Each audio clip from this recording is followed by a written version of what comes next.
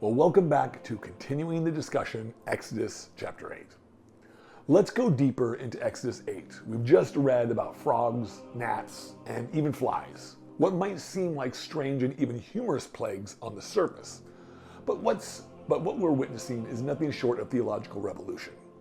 This chapter isn't about bugs. It's about God dismantling the entire worldview, one God at a time. In ancient Egypt, nearly every creature, river, or natural phenomenon had a divine significance. The Egyptians didn't just see animals and elements, they saw gods. Heket, the frog-headed goddess of fertility. Geb, the god of earth and dust. Kapiri, the god of resurrection and rebirth, often associated with the scarab, beetles, and flies. Each plague in this chapter targets one of these deities, not randomly, but purposefully. And that's something we can often miss. God isn't just freeing Israel from slavery, He's liberating them from a cultural system soaked in ideology and illusion.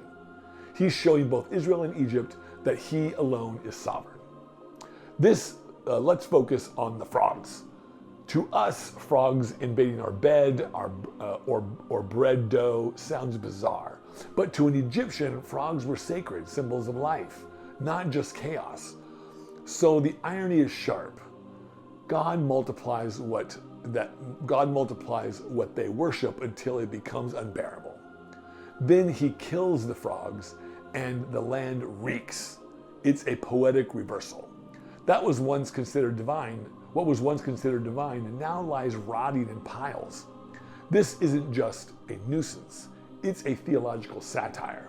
And yet, it's not done with cruelty. There's a mercy here. God is revealing truth. He's pulling back the curtain on false power so that people, the Israelites and Egyptians alike, can see clearly.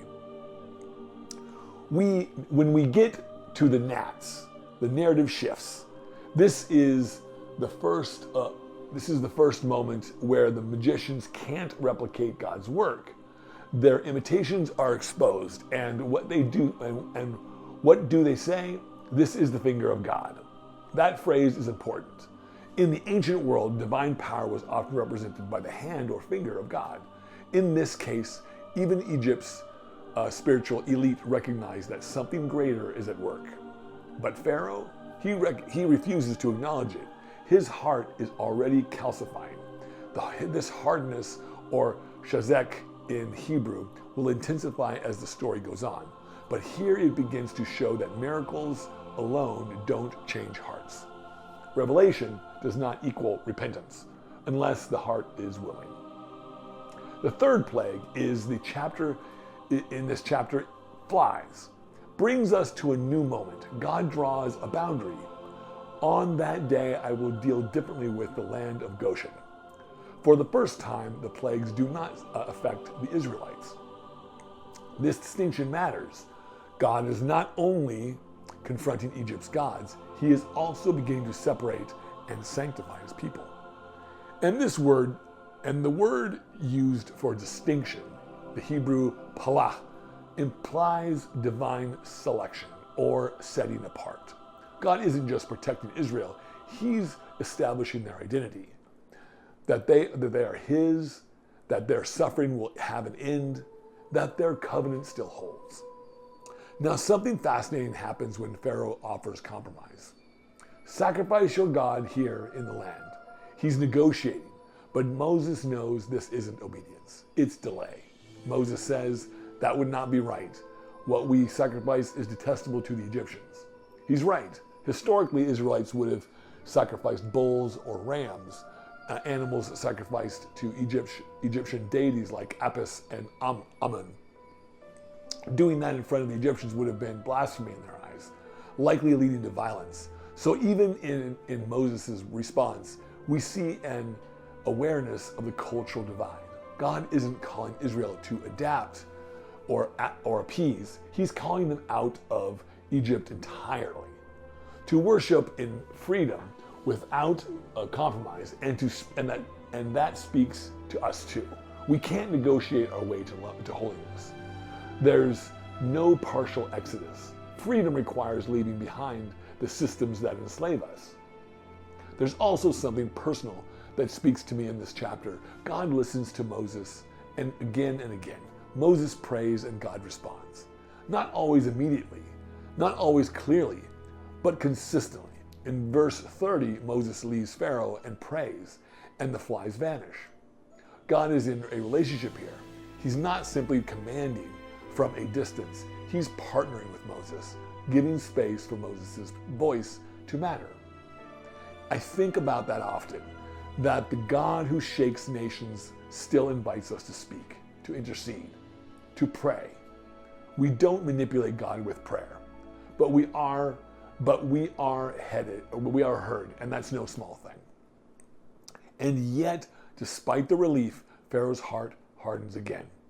This time, he would only let the people go. There's a rhythm here, and it's tragic.